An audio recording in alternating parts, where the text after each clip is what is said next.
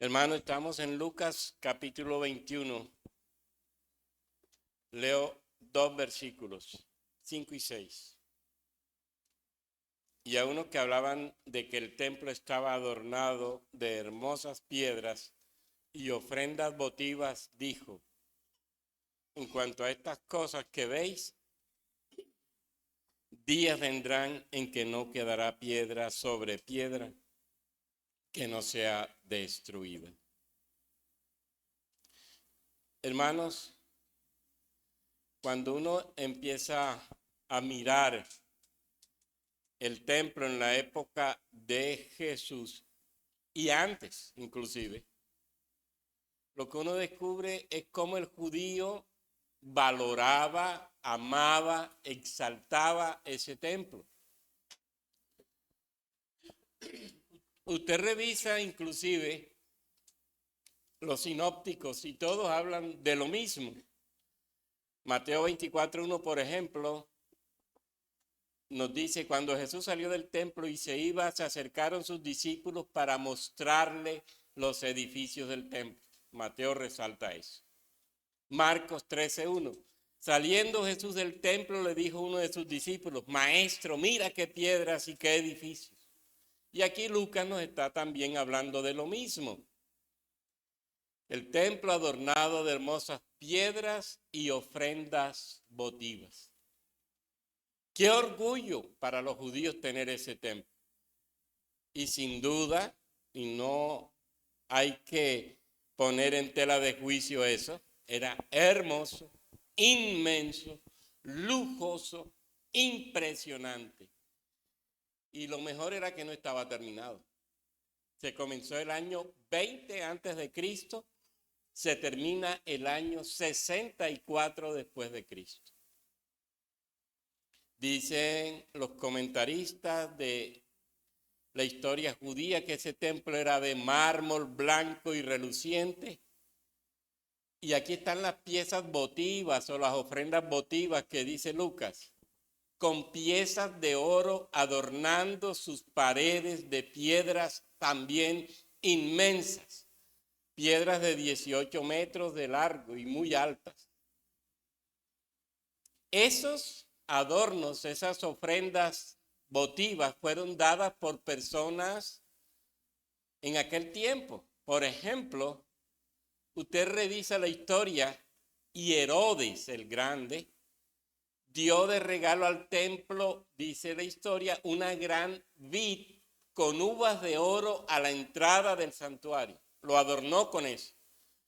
Y otras personas dieron cálices, platos, vasos y todos lujosos de oro, dice los comentaristas, y todo tipo de adornos. Tácito, un escritor de aquel tiempo, nos va a decir que el templo era un edificio hermoso y de grandes riquezas. Y repito, todavía no estaba terminado. Ahora póngase a pensar, si le agregamos la belleza del culto y las vestiduras del sacerdote y los adornos del sacerdote y las ceremonias, todo se volvió en el templo una exhibición de lujo y de ostentación. El templo y el culto sacerdotal con tanto esplendor opacaron a los ojos del judío la belleza, grandeza y majestuosidad del Dios del templo. Lo externo corrompió a Israel. ¡Qué gloria gozar de un templo tan hermoso y de sacerdotes celebrando un culto con tanto lujo y con tanta pompa! Esplendoroso. Pero aquellos religiosos, aquellos de aquella época, no se dieron cuenta que lo que realmente hacía bello, hacía hermoso al templo, era la presencia del Creador y sustentador del universo, Dios mismo. El corazón de aquella gente estaba en el templo, no en el Dios del templo. Lujosa la casa de Dios, y qué bueno que sea lujosa y hermosa. Qué bueno que se tengan ministros con tanta elegancia y con tanto brillo, pero más hermoso y es mejor que se resalte el Dios trino y uno, el Dios del universo que habita en ese templo. Y repito, eso no se dio. El templo dejó a un lado a Dios. La belleza del templo y el amor por el templo dejaron a Dios de lado. Sus ministros y aquella edificación tomaron el primer lugar. La atracción era eso: templo y culto, templo y ministro. Y cuando uno revisa, ¿verdad? Y lo voy a hacer muy rápido, la historia del templo, tendríamos que irnos al Antiguo Testamento. El templo era una réplica del tabernáculo. ¿Se acuerdan que Dios manda a Moisés, dice el texto, a construir santuario para él? Para él. Santuario que indicaría que Dios estaba en medio de su pueblo. Eso está en Éxodo 25, verso 8. Dice: harán un santuario para mí y habitaré en medio de ellos. El tabernáculo sería el lugar de la presencia de Dios en medio de Israel. El tabernáculo sería el medio para que el pueblo se encuentre con su Dios. El tabernáculo sería el medio para que el pueblo sea adorador a ese Dios que habita allí. Esa era la clave. Y sigue la historia y usted se va a dar cuenta que Salomón construye un templo. Y un templo también hermoso. Y el mismo Salomón sabe, es consciente de que ese templo no puede contener a Dios.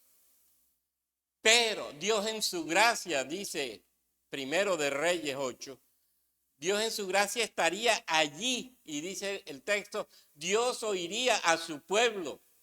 Dios estaría con su pueblo. El pueblo le adoraría, el pueblo le serviría, el pueblo le glorificaría. Eso era lo que el pueblo debía hacer y esa era la esencia del templo. Dios mismo en relación con su pueblo, Dios mismo cercano a su pueblo, Dios mismo bendiciendo a su pueblo y su pueblo adorándole y sirviéndole. Esa era la clave. Qué hermoso sería eso.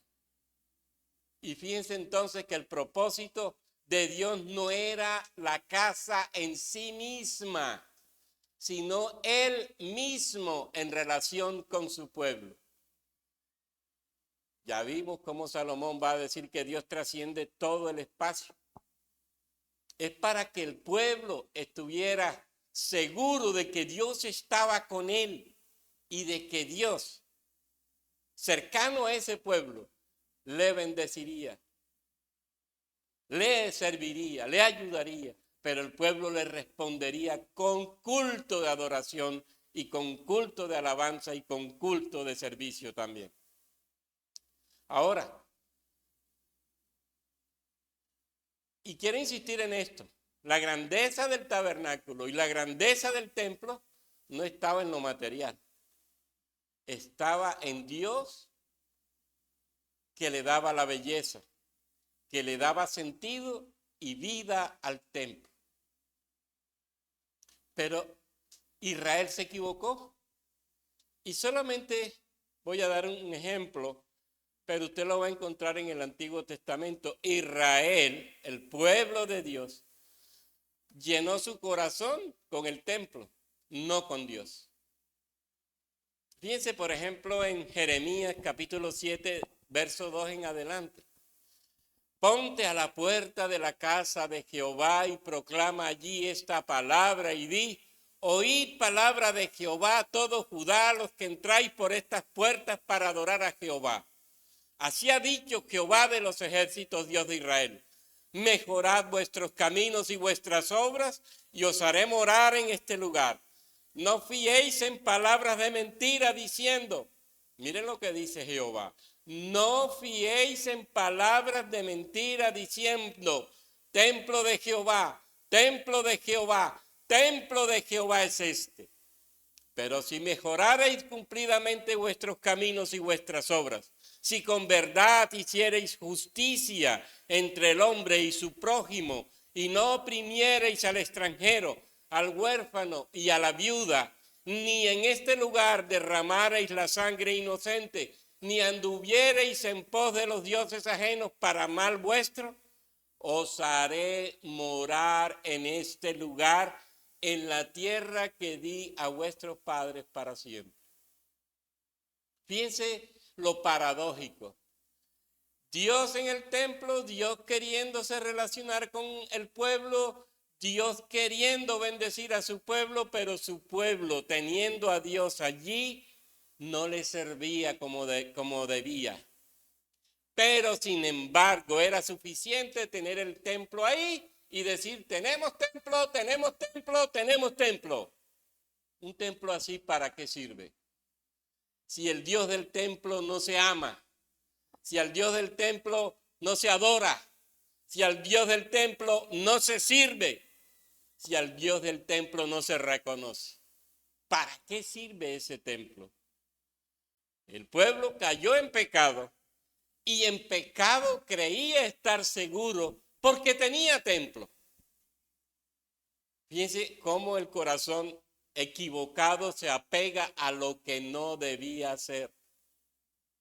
En vez de estar apegado ese corazón a Dios, se apegaron a lo material, a aquello que llamaban casa de Dios.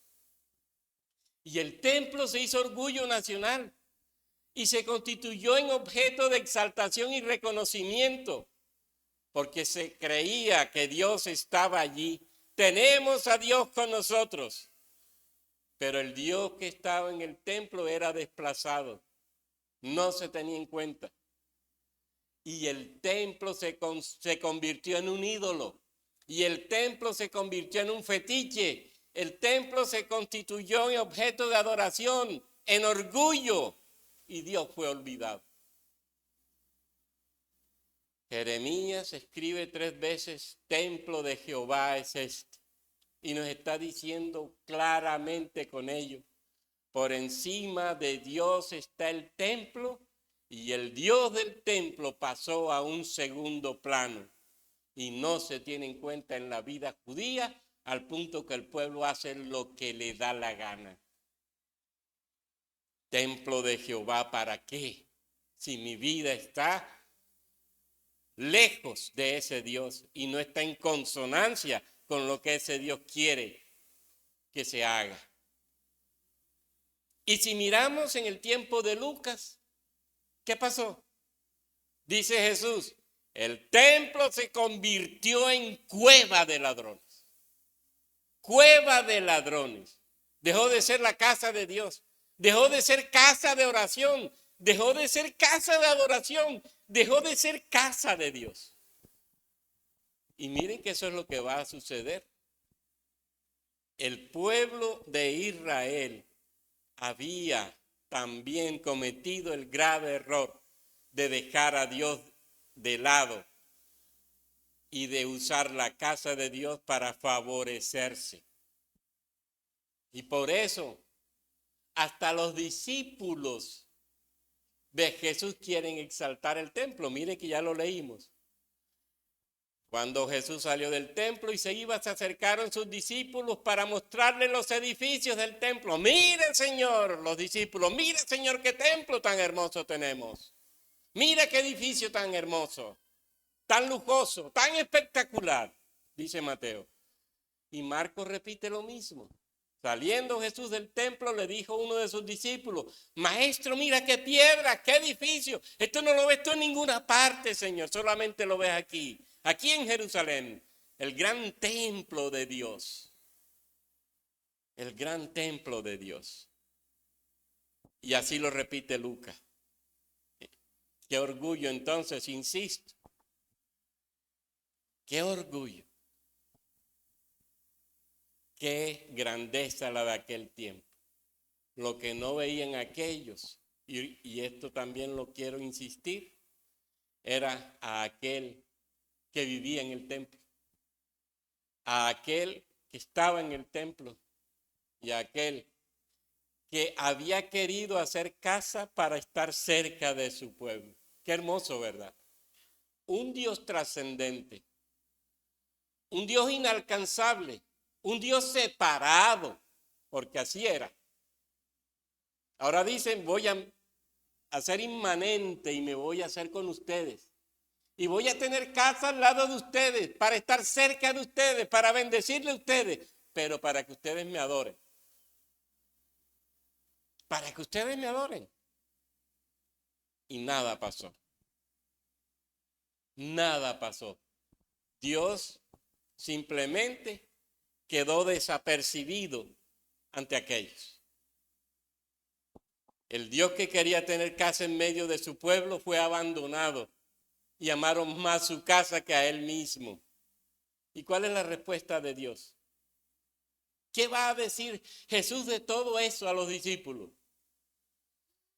En cuanto a estas cosas que veis, días vendrán en que no quedará piedra sobre piedra que no sea destruida. ¿El templo en qué va a terminar? En el suelo. ¿Y qué van a hacer sin templo? ¿Qué van a hacer sin una casa lujosa? ¿Y para qué les va a servir ahora en el suelo ese templo? Y es interesante porque el mismo Mateo, en el capítulo paralelo a Lucas, nos va a decir, vuestra casa será dejada desierta. Jerusalén, la ciudad de Dios. El templo, la casa de Dios. Y ahora Jesús dice, vuestra casa será dejada desierta. Ya no es la casa de Dios, ahora es su casa. Esa casa de ustedes, que ustedes tanto aman, que ustedes tanto valoran, que ustedes tanto resaltan, se va a quedar sin Dios. Jesús está mostrando lo mismo que sucede en el capítulo 10 y el capítulo 11 del profeta Ezequiel. La gloria de Dios abandona el templo y cuando la gloria de Dios abandona el templo, el pueblo queda a expensas del pecado, el pueblo queda a expensas del enemigo, el pueblo queda sin protección. ¿Y qué le pasa al Israel del tiempo de Ezequiel? Dice el texto bíblico, Babilonia los hizo presa suya, los domina, los somete, los esclaviza. ¿Templo de Jehová para qué? Si Dios no está ahí, ¿para qué? ¿Para qué sirve el templo de Jehová si Él no está ahí? No tiene sentido. Y miren entonces, ¿qué es lo que va a pasar con Israel? Si Jesús dice, vuestra casa va a quedar desierta. Y los historiadores dicen que Jesús habló de eso un martes de la semana de la Pascua. Y ese fue el último día que estuvo en el templo. Y no regresó más a él. Y la casa quedó desierta. Jesús la abandonó. Su gloria, su presencia, su nombre abandonó el templo. ¿Y qué pasa cuando la gloria de Dios se aparta del templo? Cuando el Hijo de Dios abandona el templo y deja el templo. Lo mismo que pasó en el Antiguo Testamento con Israel. Los días negros vendrían para Israel. Y sin duda cuando los discípulos llamaron la atención de su maestro, sobre el esplendor arquitectónico del templo, la respuesta de Jesús, yo me imagino qué sorpresa les causó. Una respuesta muy diferente a la que ellos esperaban. Jesús no valoró el templo por su belleza. Jesús sabía que el valor del templo era Él mismo, Dios mismo, su presencia misma. Y aquella hermosa construcción no pudo ocultar, y esto es tremendo, o mejor dicho, aquella construcción lo que hizo fue hacer que el corazón del judío se convirtiera en idólatra. Y los líderes religiosos igual. Inclusive usted ve a un rey Herodes construyendo el templo, pero ¿Herodes también estaba preocupado por la gloria de Dios? No, tampoco. Herodes estaba preocupado por el pueblo y quería mantener al pueblo de su lado y por eso le construyó un templo. Pero no porque quería que Dios habitara ahí y no porque quería experimentar a un Dios cercano y cuya gloria estuviera ahí. Fue una medida política con la que intentó agradar a los judíos con el fin de ganárselos y evitarse problemas. Ni Herodes ni los judíos entendieron el sentido del templo. Por eso Jesús les dice, no quedará piedra sobre piedra que no sea derribada. ¿Y qué va a pasar con Israel en ese periodo? En el año 64, un procurador romano llega a la región. Se llamaba Gesio Floro. Va a ser procurador del 64 al 66 después de Cristo.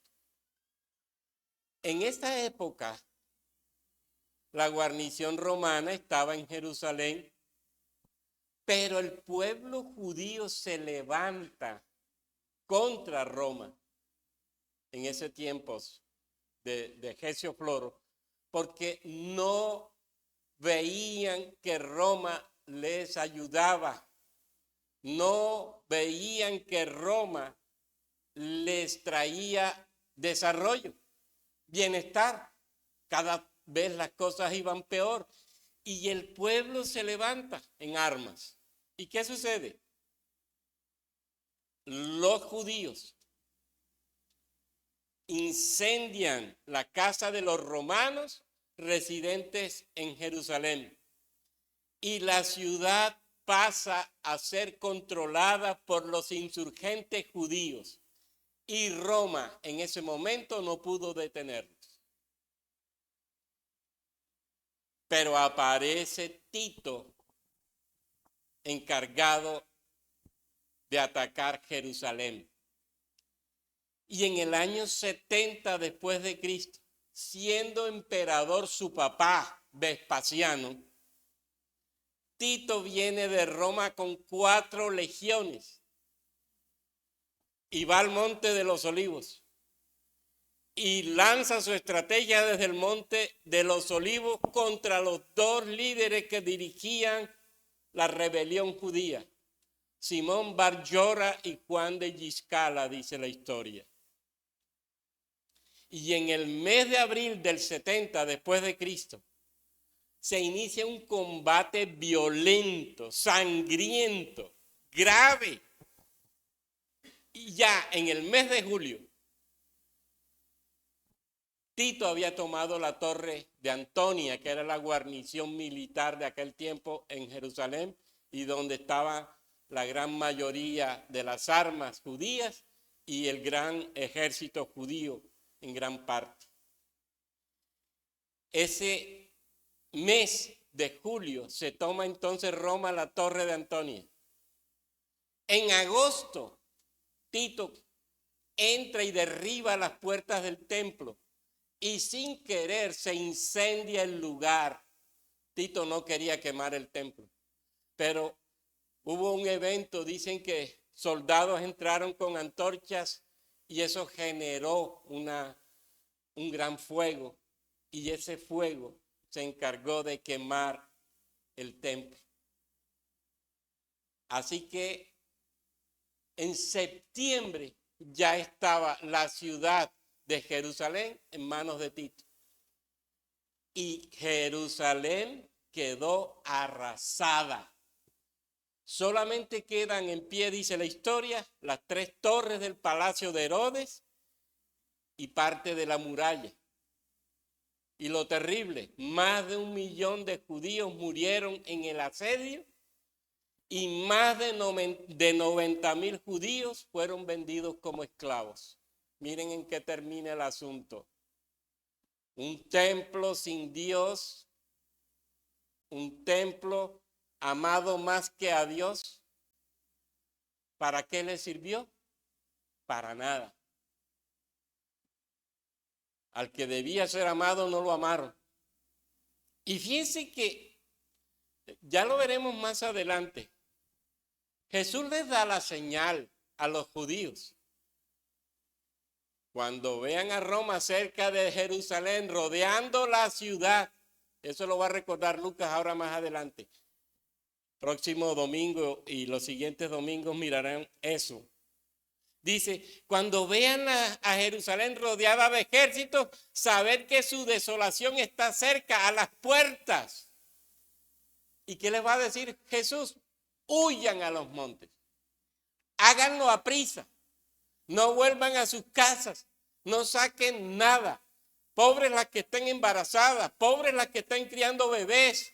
Y ojalá que esto no sea en invierno, la peor época del año. Y muchos no obedecieron tampoco la advertencia y la orden de Jesús y terminaron mal. La bendición fue que gracias a Dios eso no fue en invierno. No llegó el invierno porque Tito había logrado la victoria antes.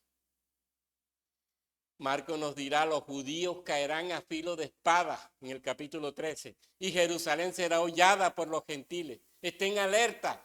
Jesús se los ha dicho de antemano. La única opción inteligente, corran, huyan. No hay más opción. La caída de Jerusalén la pronosticó Jesús para esa generación frente a Jesús. Y sucede 40 años más tarde, años 70 después de Cristo. Mateo 23 y Marcos 13 lo reafirman. Y fíjense la magnitud del evento. Veremos cómo esa situación provocada por Roma se constituye en terrible, en inolvidable, en una época de gran sufrimiento y tribulación para la nación escogida de Israel. Dios la desechaba para siempre. Eso es lo peor. ¿Por qué es tan grave? ¿Por qué es tan duro ese evento? Porque Jesús le dijo, la casa quedará desierta, los dejo solos. Qué triste para Israel. Y la casa fue abandonada. Y el abandono de ellos a Dios redundó en abandono de Dios por ellos. Qué tremendo. Y fíjense que cuando uno empieza a ver Hechos de los Apóstoles, Esteban en su discurso antes de su muerte nos dice, el Altísimo no habita en casas construidas por manos humanas. Y Pablo dice, el Dios que hizo el mundo y todo lo que hay en él es Señor del cielo y de la tierra, no vive en templos construidos por hombres. Eso lo tenían claro los judíos. Pero ¿por qué no lo vieron? A pesar de que Dios decía, ahí estoy yo en el templo. Es cierto que no quepo, pero ahí estoy presente. ¿Por qué no lo buscaron? ¿Por qué no le amaron? Fíjense lo importante de buscar a Dios, de creer a Dios, de servir a Dios. ¿Y saben qué es lo mejor? Ahora, los creyentes hemos sido constituidos individual y colectivamente como templos de Dios. Templos de Dios, así lo dice la Escritura y usted lo sabe. Usted lee textos como la carta a los Corintios, nos va a decir, ¿no saben que ustedes son templos de Dios y que el Espíritu de Dios mora en ustedes? ¿Acaso no saben que su cuerpo es templo del Espíritu Santo, quien está en ustedes y al que han recibido de parte de Dios?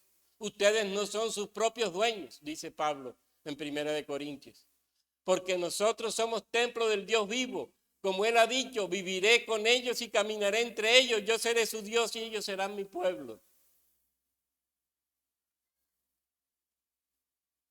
Piense cómo Dios, la pedagogía de Dios desde el Antiguo Testamento. Y esto es hermoso.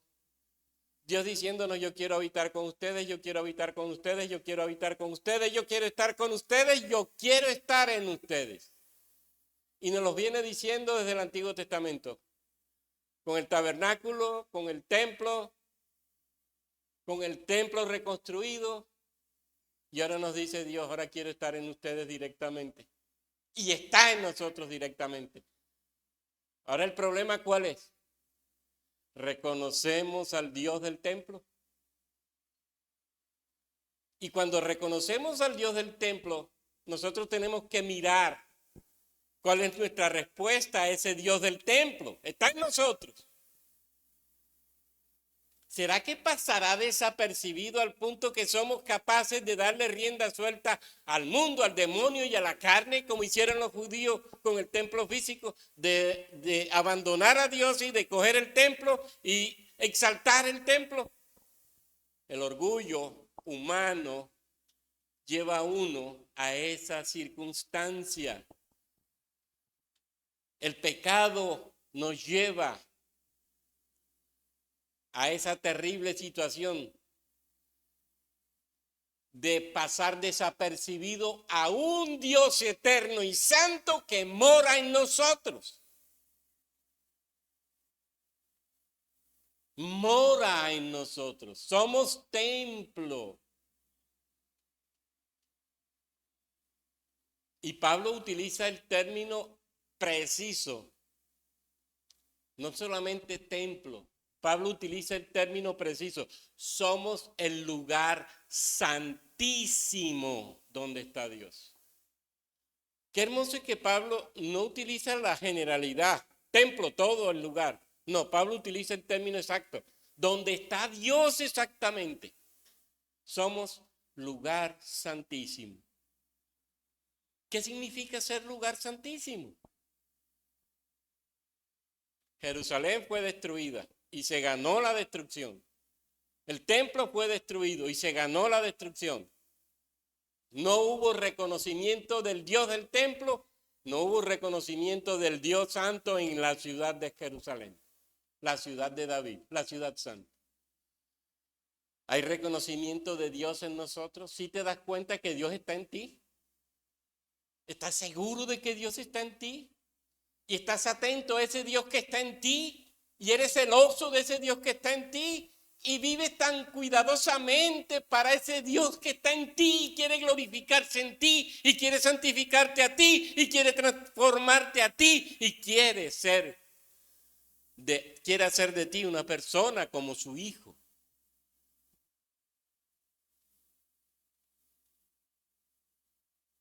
Somos templo de Dios. ¿Será que tendrá que venir Pablo a recordarnos eso? ¿No saben ustedes que son templo de Dios y que el Espíritu de Dios mora en ustedes? Hermano, esto es lo hermoso de esto.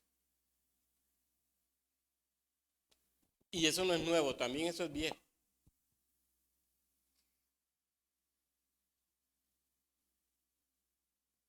Tenemos a Dios en nosotros por el Espíritu Santo que nos ha sido dado. Somos casa de Dios, habitación de Dios. ¿Está viendo usted lo que significa eso? ¿Lo reconoce? No podemos pasar desapercibida esa verdad. Porque si pasamos desapercibida esa verdad, ¿en qué termina nuestro cristianismo?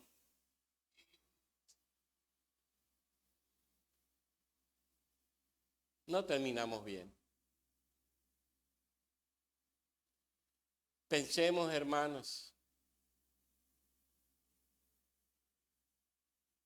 el apóstol Pedro, y con esto cierro, nos dice una verdad hermosa.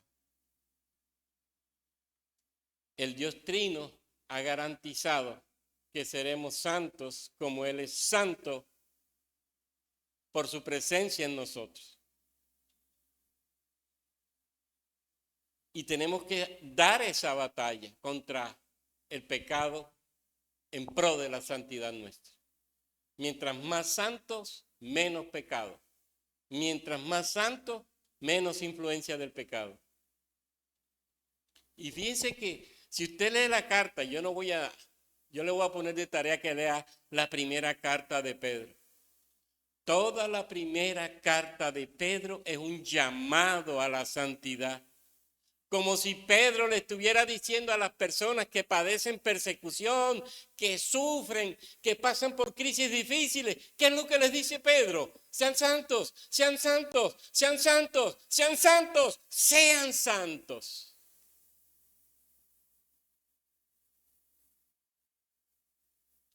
La santidad para Pedro es la respuesta nuestra a un Dios que nos tiene aquí para glorificarle, pero que quiere bendecirnos.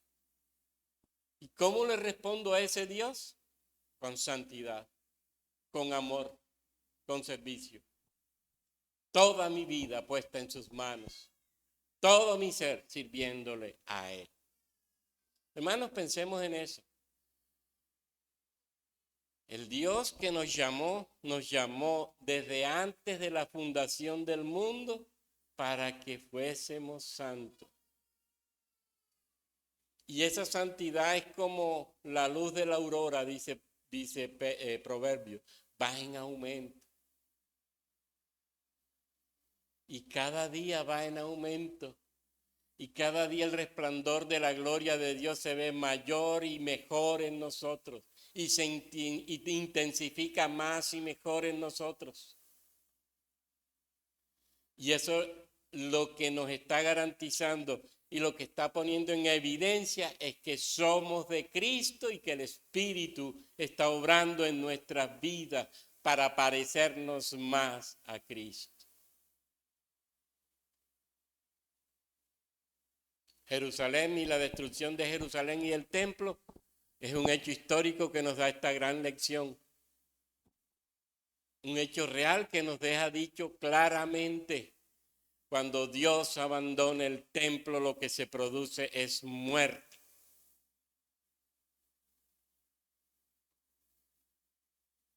El mundo sin Dios simplemente pierde su rumbo y queda sin esperanza. El que tiene a Cristo y la presencia de su Espíritu en su ser, sin duda alguna, resplandecerá como el sol del mediodía y vivirá para su gloria, para gloria del Dios vivo y verdadero. Hermanos, esa es la tarea nuestra. Tenemos al Espíritu, sigamos adelante, siendo transformados de gloria en gloria, dice Pablo, ¿se acuerdan? Mirándonos a cara descubierta, como en un espejo. Eso espera Dios de nosotros, eso esperó Dios de Israel. Le responderemos de acuerdo con lo que Él anhela o haremos como Israel. ¿Nos amaremos más nosotros mismos que al Dios que habita en nosotros? Padre nuestro, Dios todopoderoso y eterno, te damos las gracias en el nombre de Jesús por este día, por esta mañana. Qué hermoso saber estas verdades, Señor. Qué hermoso saber que tú quieres que nosotros, teniéndote a ti, seamos transformados y de esa manera parecernos más a tu Hijo Jesucristo. Gracias, Señor. Gracias por el llamamiento que nos has hecho. Gracias por cambiar nuestra vida. Gracias por hacer de nosotros casa tuya. Y gracias porque tú en nosotros te constituyes en esperanza de gloria para nosotros. Y nos asegura una transformación real y radical, pero al final la vida para siempre. A ti Dios Trino, a ti Dios Uno, gloria, honra, gloria, alabanza para siempre en Cristo Jesús y en el Espíritu Santo. Amén.